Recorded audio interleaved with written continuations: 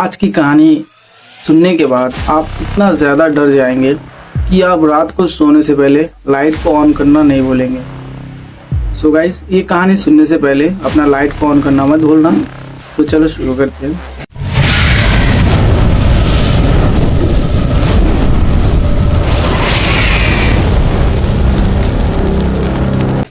तो ये कहानी है राकेश की, जो कि रहने वाला था उत्तर प्रदेश का।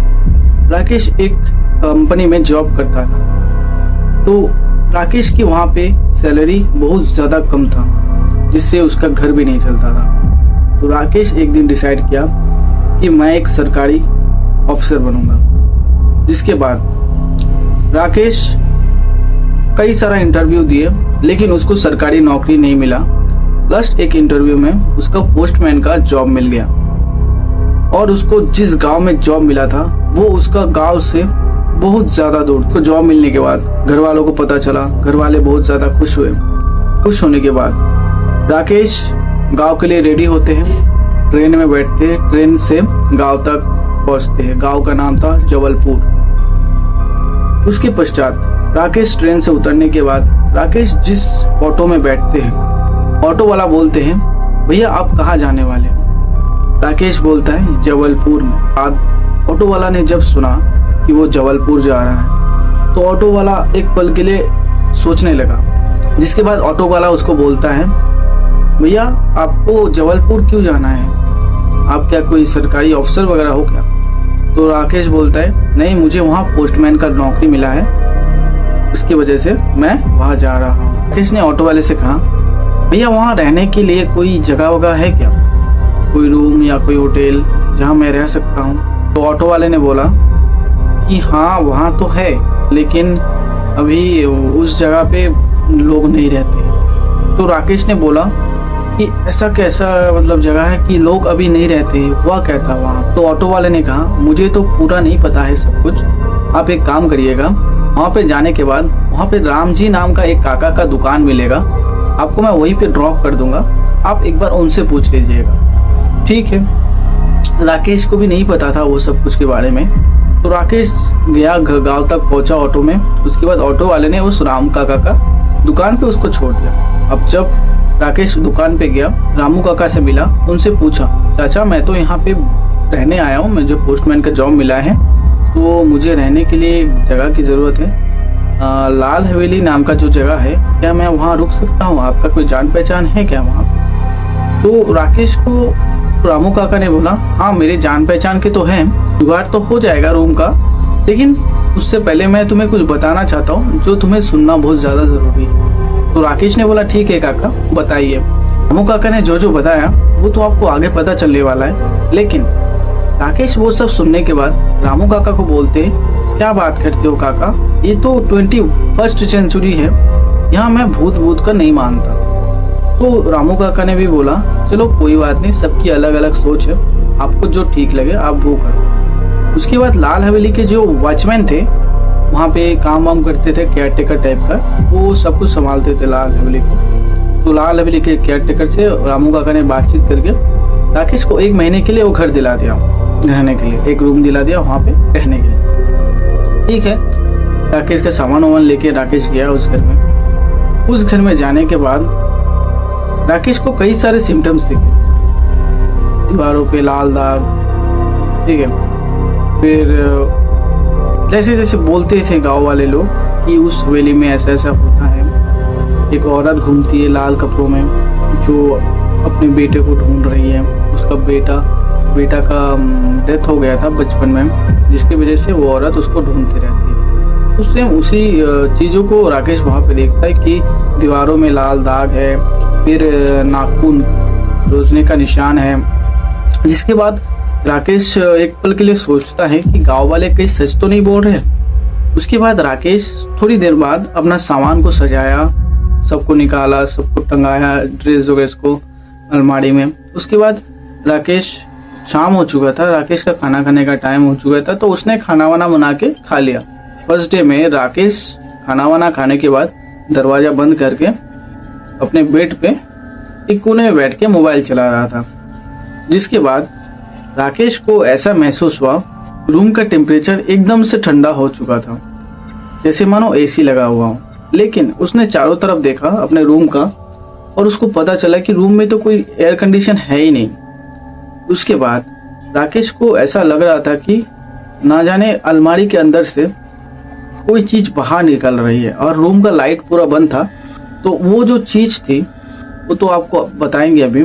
जैसे उसको लग रहा था कि अलमारी से कोई ऐसे बाहर आ रहा है और उसकी तरफ ऐसे बुला रही है उसको, आ मेरे लाल आजा, मेरे लाल आजा, ऐसे करके। तो उसके बाद राजेश अपना फोन का टॉर्च को ऑन किया। उसको सामने कुछ दिखाई नहीं दिया तो वो थोड़ा सा डर गया, जिसके बाद वो बेड पे सो गया मोबाइल को साइड में रख के। उसको फिर ऐसा महसूस होने लगा कि कोई बेड के नीचे से कोई हाथ आके उसके पैर को खींच रहा है। उसने जोर से अपने पैरों को छुड़ाया और वो जो खींच रहा था वो जो निशान है वो लग चुका उसके पैर में। उसको रात को पता नहीं चला, लेकिन सुबह होता है। सुबह होने के बाद राजेश फ्रेश होने निकलता है। उसके बाद उसको वो लाल निशान दिखता है।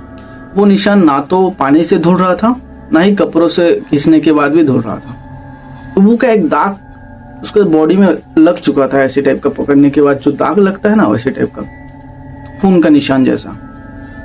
उसके बाद सुबह हुआ, राजेश गया अपने काम पे, काम से आया। फिर शाम को वो रामू काका की दुकान पे गया। अब दुकान पे जाने के बाद वो रामू काका को ये सब कहानियां बताया। तो रामू काका ने बोला एक काम करो, तुम एक और दिन देखो वहां पे, अगर ऐसा हो सकता है कि जो लोगों ने बताया उसकी वजह से तुम ये सब चीजें इमेजिन कर रहे हो। तो रामू काका को बोलने के बाद राजेश बोलता है ठीक है काका, मैं एक और दिन देखता हूँ और ऐसा कुछ होता है तो मैं वहां नहीं रहूंगा, मैं किसी और जगह पे रहने लगूंगा। तो रामू काका बोलता है ठीक है। उसके बाद जब राजेश घर गया, घर जाने के बाद खाना वाना खा के बेड पे बैठ के मोबाइल चला। अब मोबाइल चलाते चलाते इसका जो रूम का खिड़की था वो फटाक से खुल गया और बाहर से ठंडी ठंडी हवा अंदर घुसने लगा। फिर भी उसका बॉडी मतलब पूरा पसीना पसीना हो चुका था, एकदम भीग चुका था पसीने से उसका कपड़ा। उसके बाद राजेश का जो दरवाजा था वो खुल गया।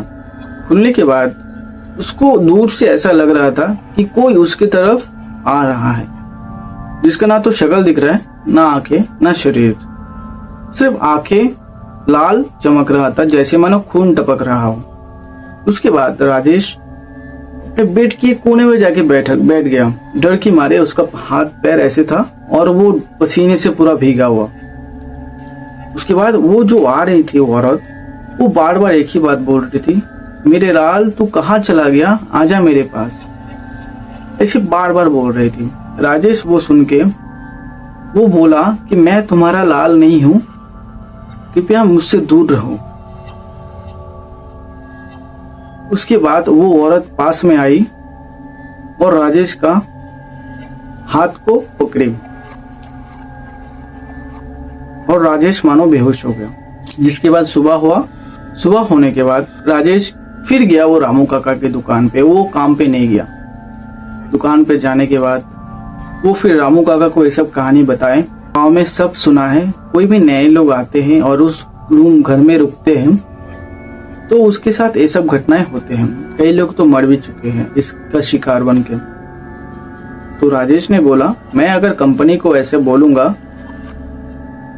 तो वो तो मेरा बात नहीं मानेंगे, तो एक काम करता हूँ, मैं सीसीटीवी में कैमरा लगा के उस वीडियो बनाता हूँ, उसका कैद करता हूँ, ताकि कंपनी को लगे कि हाँ सच में मैं प्रॉब्लम में हूँ यहाँ पे। जिसके बाद राजेश ने क्या किया, बाजार जाके कैमरा लेके आया, 2-3 कैमरा सेटअप वगैरह किया रूम पे। फिर शाम हो चुका था, 12-1 बज रहा था, जिस समय राजेश सोने का नाटक कर रहा था। राजेश सोने का नाटक कर रहा था और उस समय वो जो उसका दरवाजा था वो दरवाजा फट से खुल गया। ठंडा ठंडी हवा आ रही थी और राजेश बस सोने का नाटक कर रहा था, क्योंकि उसको पता था जो इतना दिनों में हुआ वो आज भी होने वाला है। राजेश की बेड से एक हाथ निकला और उसको पकड़ा।